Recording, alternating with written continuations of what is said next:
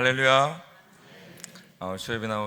오예배 나오신 모든 성도님들 주님의 이름으로 환영하고 축복합니다. 오늘 또 전도위원회 헌신 예배로 예배를 드리게 되는데 앞에 한번 보십시오. 이렇게 위원회 이렇게 단복을 입는 위원회는 드물 겁니다. 마치 전장에 나가는 것처럼 전투를 하러 가시는 것처럼, 영적 전투를 가러 가시는 것처럼 어디서나 볼 수 있게, 그죠? 이런 단복을 입고 전도를 하시는데요. 우리 전도위원회 저희가 교육자들이 전도하실 때마다 기도하고 또 함께 하시는 것들을 보게 되는데요. 나 추우나 더우나 그 혹독한 날씨 속에서도 한 번도 빠지지 않고 전도를 나가시더라고요. 그래서 그 모습을 보면서 하나님께서 우리 신일교회를 통해서 하나님의 영혼들을 반드시 보내주실 거다라는 그런 생각들을 많이 했습니다.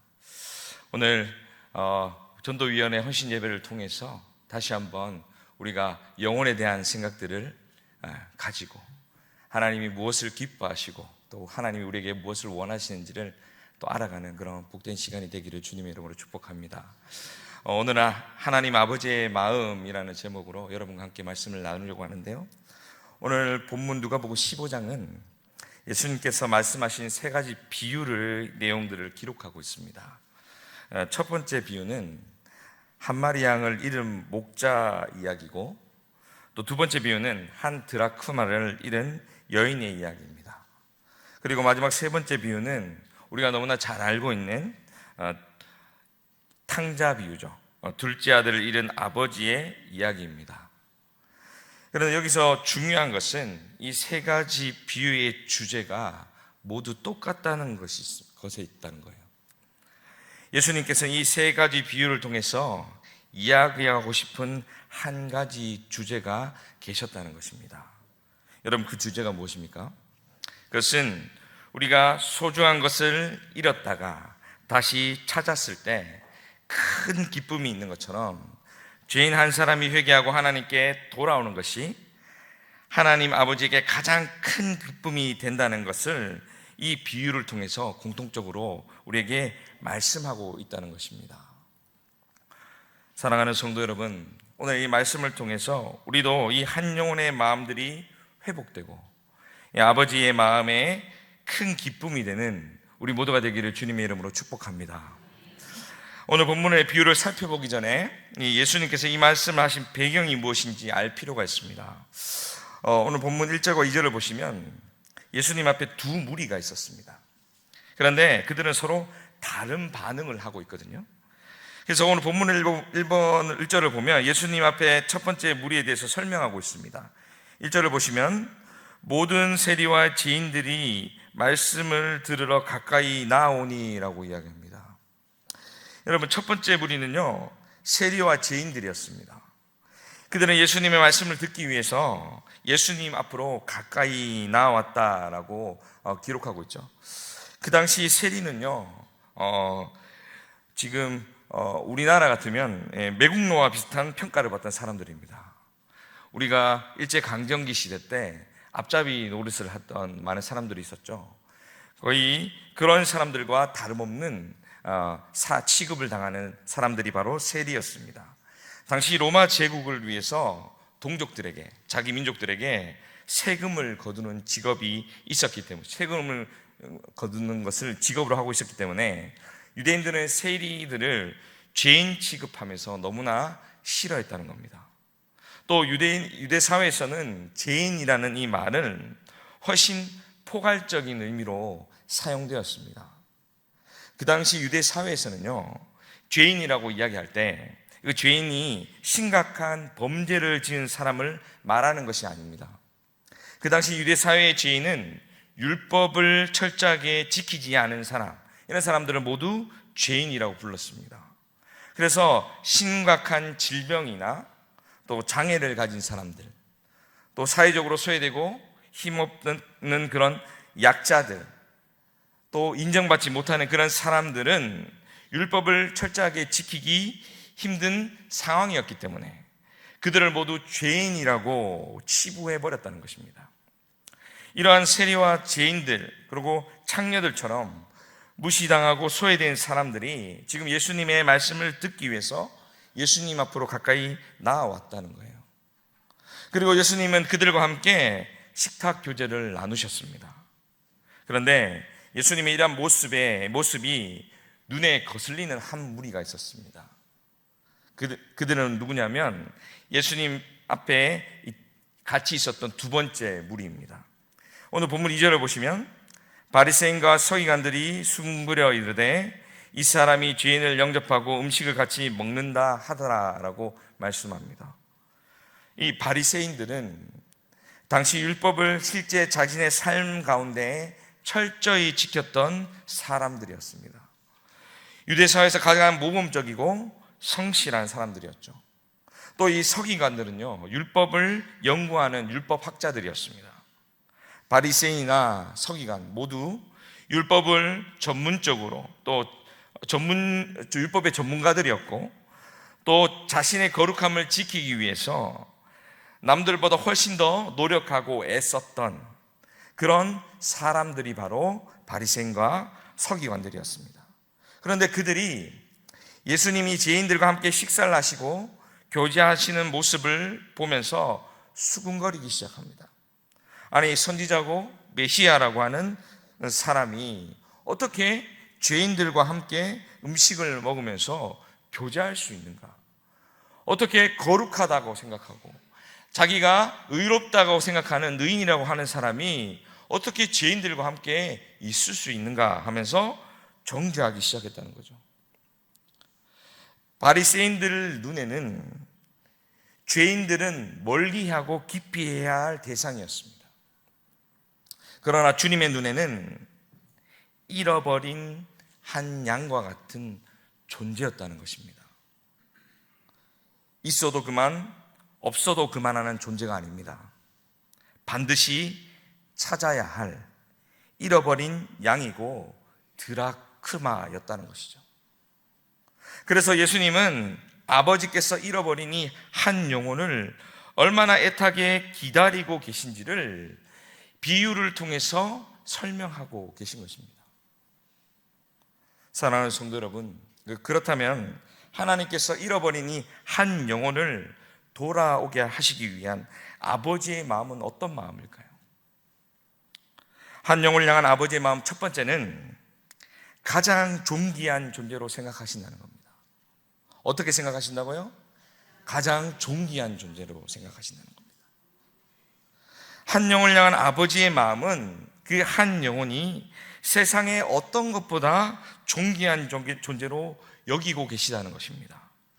오늘 본문 4절을 우리 함께 읽어보도록 하겠습니다. 4절입니다. 너희 중에 어떤 사람이 양 100마리가 있는데 그 중에 하나를 잃으면 99마리를 들에 두고 그 잃은 것을 찾아내기까지 찾아다니지 아니하겠느냐. 이 첫 번째 비유는 어떤 사람에게 양 100마리가 있었다라는 이야기로 시작이 됩니다.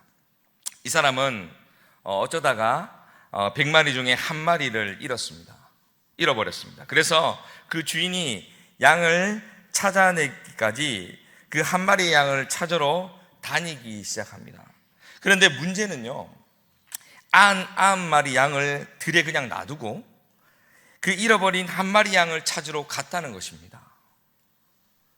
100마리 중에서 한 마리는 그 비중이 크게 차지하지 못하잖아요. 있어도 그만이고 없어도 그만이다라고 생각할 수 있습니다. 그러나 양의 주인은 생각이 달랐다는 것이죠. 이 잃어버린 한 마리가 마치 들판에 있는 이 99마리보다 더 존귀한 존재로 여겼다는 것입니다. 지금 99마리의 양이 중요하지 않다라는 이야기를 하는 것이 아닙니다. 핵심은 그 잃어버린 한 마리가 아버지가 보시기에 얼마나 중요한가라는 것을 이야기하고 있는 것입니다. 비록 죄인 한 사람이 이 대다수인 의인 99에게는 별 가치가 없는 미비한 존재라고 할 수 있지만 그 죄인 한 사람이야말로 예수님이 가장 존귀하게 여기시고 아버지 품으로 돌아오길 바라는 존재라는 사실을 지금 말씀하고 계신 것입니다. 지금 바리새인과 서기관들로부터 비난받고 손가락질을 당하고 멸시당하고 정죄받는 이 세리와 죄인들이 하나님께서 그토록 찾으시는 영혼이라는 사실을, 그리고 그들은 도움이 필요한 존재라는 사실을 예수님께서 비유를 통해서 말씀하고 계신 것입니다. 잃어버린 양의 입장에서는요, 주인이 찾으러 오지 않으면 영원히 집으로 돌아갈 수가 없습니다. 양이 제 발로 찾아올 수 없잖아요. 주님께서 우리에게 먼저 찾아오셔서 우리를 사랑하시고 구원하신 것처럼 잃어버린 한 영혼에게 우리가 가서 그 사랑을 전하지 않으면 죄인이 아버지 품으로 돌아올 길이 없다는 겁니다. 그래서 아버지는 이 마음을 가지고 잃어버린 한 양을 찾기 위해서 그 양이 어디에 있는지 그 사막을 건너고 여러 가지 이것을 어려움을 가운데서도 끝까지 양을 찾기 위해서 애쓰고 있는 그 마음을 오늘 우리에게 보여주고 계신 것입니다. 함께 있는 99마리의 양보다 방황하고 있고 곧 죽을지도 모르는, 누군가 도와주지 않으면 절대로 집으로 돌아올 수 없는 그 한 마리 때문에 아버지가 발을 동동 구르면서 그 양의 이름을 부르면서 찾고 계시다는 겁니다. 다시 말해서 이 잃어버린 한 마리의 영혼의 가치가 이 99마리 함께하는 99마리의 가치와 다르지 않다는 것입니다. 로마서 5장 8절에는 이렇게 이야기하죠. 우리가 아직 죄인 되었을 때 그리스도께서 우리를 위하여 죽으심으로 하나님께서 우리에 대한 자신의 사랑을 확증하셨느니라. 하나님, 우리가 죄인 되었을 때부터 우리를 사랑하셨습니다. 우리가 하나님의 잃어버린 양이 되었을 때부터 하나님은 우리를 존귀하게 여기시고 사랑하셨다는 겁니다. 그래서 우리에게 직접 찾아오셔서 그 사랑을 알게 하시고 하나님 아버지 포함에 거하게 하신 것입니다. 오늘 주님께서 우리에게 하나님이 존귀히 여기는 잃어버린 한 마리 양을 찾는 바로 그 하나님이, 그 하나님 아버지가 그 마음을 우리가 일깨워 주기를 원하고 계신다는 것입니다. 너희를 위해서 내가 모든 것을 바쳐서 너희를 죄인 되었을 때 살려낸 것처럼 내가 잃어버린 그 한 마리 양을 너희가 대신 찾아줄 수 없겠니? 너희가 그 양에 대해서 가치를 알 수 있듯이 내 마음을 알고 그 양을 찾아줄 수 없겠니? 라고 우리에게 말씀하고 계신 것입니다. 너도 이 사랑을 경험했듯이 이제 네가 내 잃어버린 한 마리 양에게 찾아가서 내 마음을 전해줄 수 없겠니? 이렇게 말씀하고 계신 것입니다. 사랑하는 성도 여러분, 오늘 이 시간 우리에게 한 영혼을 존귀히 여기고 그 영혼을 사랑하는 아버지의 마음이 회복되기를 주님의 이름으로 축복합니다. 이 마음을 가지고 가정과 직장 가운데 하나님의 잃어버린 한 영혼을 향해 나아가는 저와 여러분 다 되시기를 주님의 이름으로 축복합니다. 한 영혼을 향한 아버지의 마음 두 번째는 절대로 포기하지 않으신다는 것입니다. 어떻게 하신다고요? 절대로 포기하지 않으신다는 겁니다. 하나님은 잃어버린 한 영혼을 절대로 포기하지 않으신다는 겁니다. 오늘 보면 8절의 말씀을 함께 읽겠습니다. 8절입니다. 어떤 여자가 10 드라크마가 있는데 하나를 잃으면 등불을 켜고 집을 쓸며 찾아내기까지 부지런히 찾지 아니하겠느냐. 여러분, 한 여인이 10개의 드라크마를 가지고 있었습니다. 그런데 이 드라크마는 헬라의 화폐 이름인데요, 로마 화폐인 데나리온과 비슷한 가치를 가지고 있습니다. 이 데나리온의 가치는 노동자의 하루 품삯이죠. 요즘 따지면 하루 일당이 한 10만에서 15만 원 정도 하는 그 금액이라고 볼 때, 이 여인이 가지고 있는 총 금액은 한 150만 원 정도 된다고 볼 수 있겠습니다. 근데 이 여성이 어디에 돈을 쓰려고 이 10드라크마를 가지고 있는지는 알 수 없었는데, 이 여인이 드라크마를 가지고 있다가 집안에서 한 드라크마를 잃어버렸습니다. 이 여인이 온 집안을 뒤지기 시작합니다.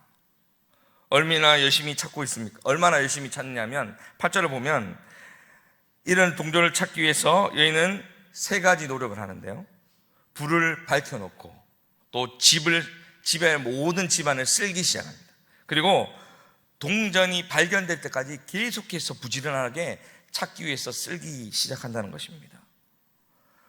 어디에 잃었는지 확실하게 아는 게 아니니까 조금 찾다가 그만둘 수도 있을 것 같습니다. 그런데 이 여인은 여자는 이런 드라크마를 찾는 일에 자신의 모든 것을 걸고 모든 수고를 마다하지 않고 찾기 시작한다는 것입니다.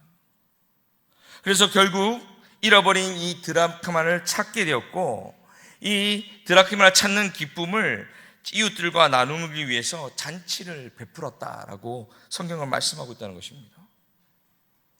우리는 목자가 잃은 양을 찾아내기까지 찾아다니는 모습과 여인이 잃어버린 한 드라크마를 찾기까지 찾는 모습을 통해서 잃어버린 영혼을 찾으시는 예수님의 간절함과 수고로움을 우리가 생각해야 한다는 것입니다. 예수님은 인간을 구원하시기 위해서 하늘 보좌를 버리시고 이 땅에 오셨습니다. 그리고 이 땅에 오셔서 공생의 사역을 하시면서 잃은 양을 찾기 위해 모든 수모와 고난을 인내하셨습니다. 그리고 마침내 십자가에서 자신의 목숨까지 내어주시면서 우리를 살리셨습니다. 사랑하는 성도 여러분, 예수님께서 오늘 이 비유를 통해서 우리에게 말씀하시고자 하는 것이 무엇입니까? 너희도 잃어버린 한 영혼을 살리기 위해서 끝까지 포기하지 말고 수고를 감수해야 한다는 것입니다. 여러분, 한 영혼을 구원하는 일이 쉬운 일이 아닙니다. 특별히 가족 구원은 더 힘들죠.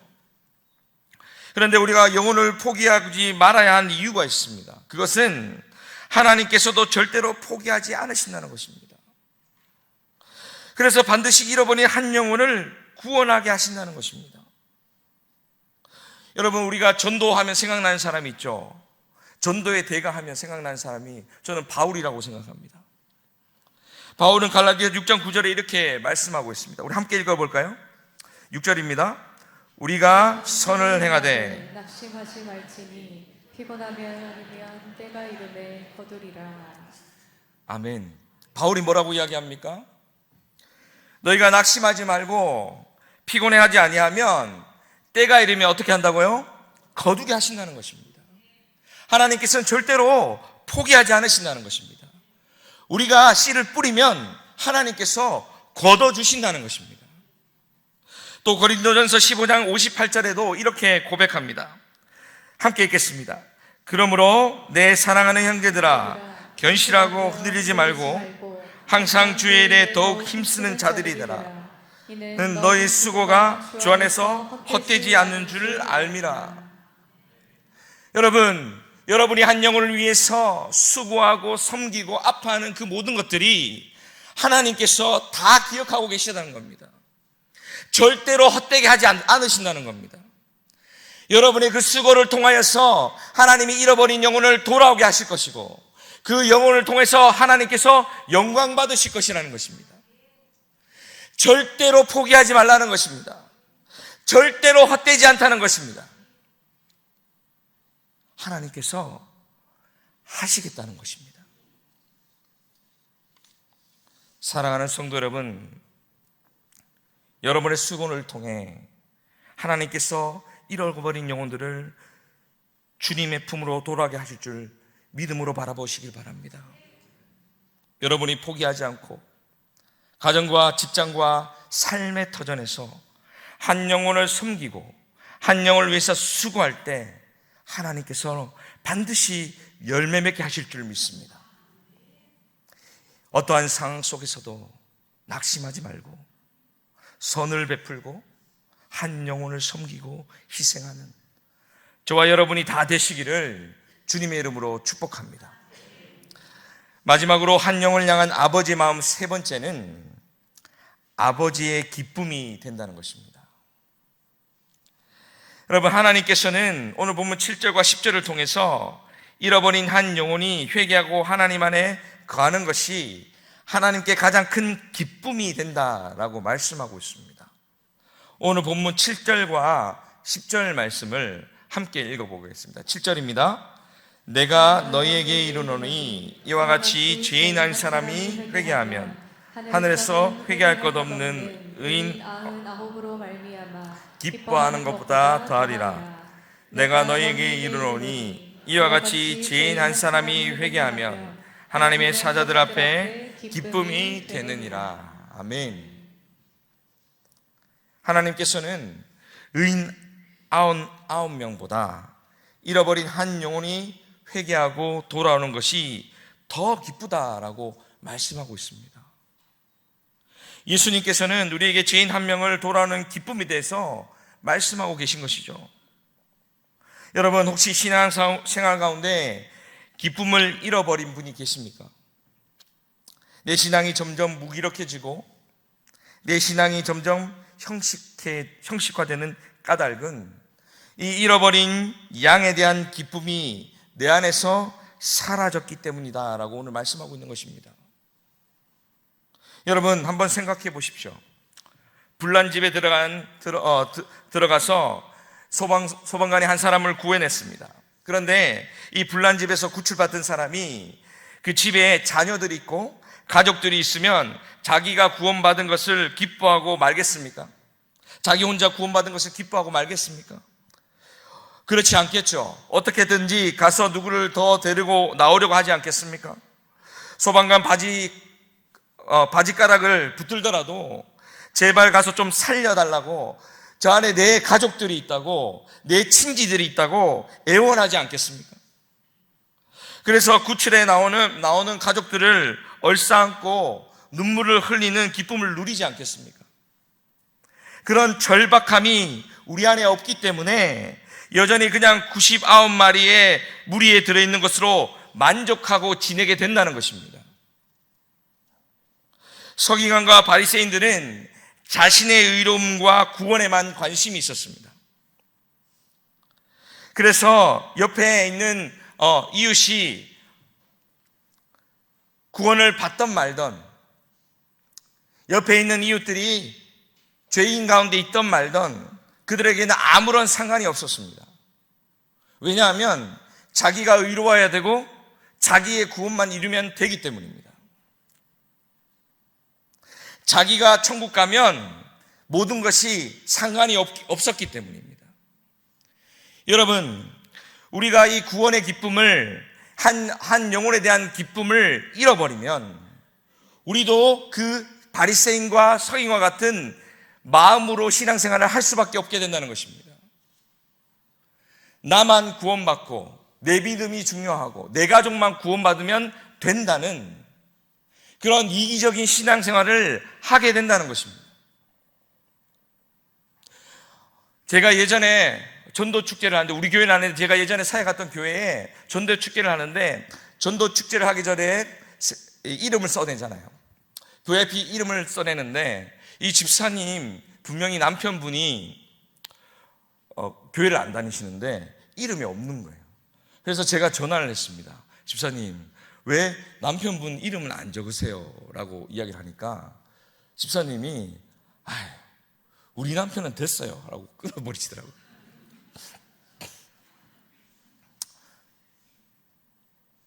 목사님 괜찮아요 그러더라고요. 이 말씀을 듣는데 제 안에 두 가지 생각이 있었습니다.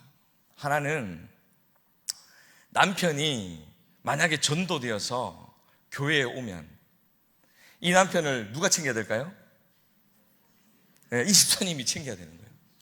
그런데 이 집사님은 교회에서 봉사도 많이 하고 막 여러 가지 사역들을 막 하고 있는데 남편이 오가지고 있으면 챙겨야 되니까 이게 어떻게 됩니까? 자기한테 짐이 되는 거예요. 그러니까 남편이 우리 교회에는 안 왔으면 좋겠는 거예요. 집에서도 챙기는데 교회까지 와서 챙겨야 되나 뭐 이런. 여러분, 혹시 여러분 마음에 이런 마음이 있는 분이 없습니까?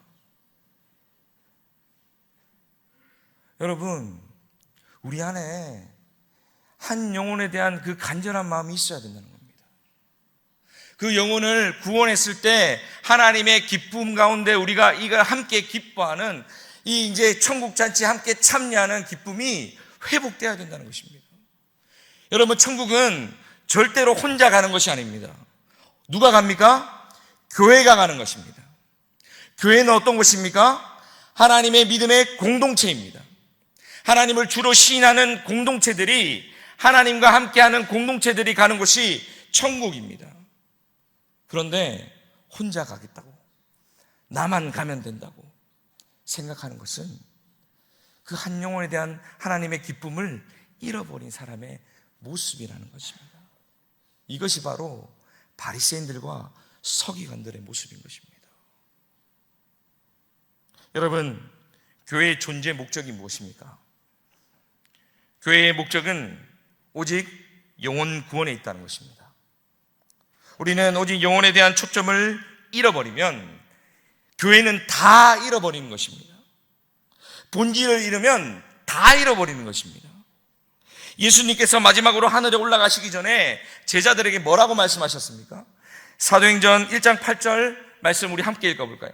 사도행전 1장 8절 말씀입니다.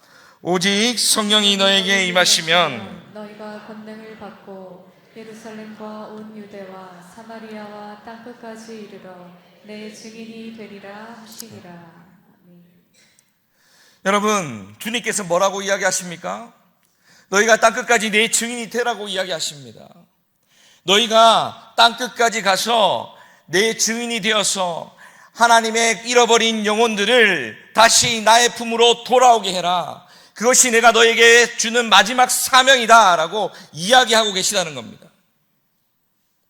그 영혼에 대한 관심이, 그 한 여자가 왜 그렇게 한 드라크라만을 열심히 찾았겠습니까?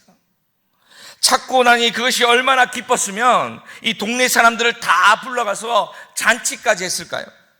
여러분, 잔치하면 한 드라크마보다 돈이 더 들겠죠. 여러분, 한 마리 양을 찾아서 잔치를 베풀면 양 3마리는 잡아야 됩니다. 그러나 하나님께서 그 잃어버린 자에 대한 기쁨을 이렇게 지금 표현하고 계신 것입니다. 저는 우리가 이 관심을 잃어버리면 이 교회의 목적을 잃어버리는 거라고 생각합니다.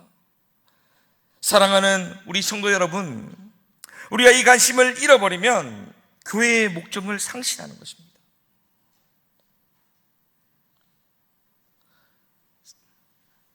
여러분은 이 땅 가운데서 어떤 기쁨을 추구하며 살아가고 계십니까? 한 영혼이 회개하고 주님 품으로 돌아오는 그 기쁨이 여러분의 인생의 가장 큰 기쁨이 되시기를 주님의 이름으로 축복합니다.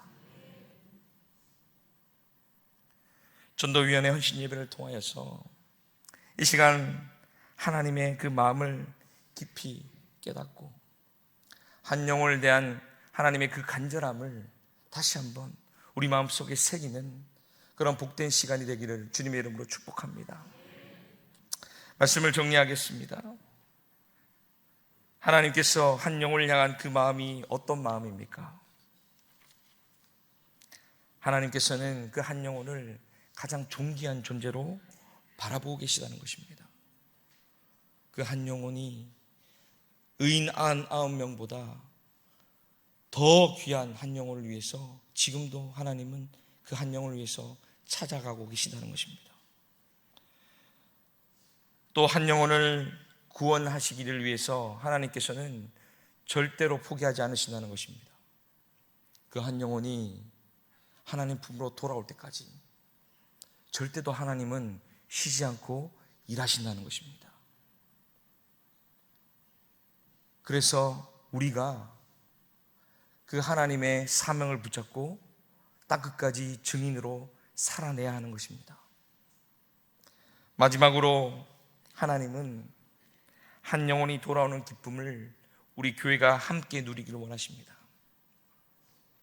하나님께 기쁨이 되는 그 한 영혼들이 주님 품으로 돌아올 때 그것을 하늘의 잔치처럼 우리가 기뻐하고 또 그 영혼을 위해서 기쁜 마음으로 함께 할 때, 그것이 하나님께서 원하시는 교회의 모습이고 교회의 목적이 이루어지는 우리의 모습이라는 것입니다.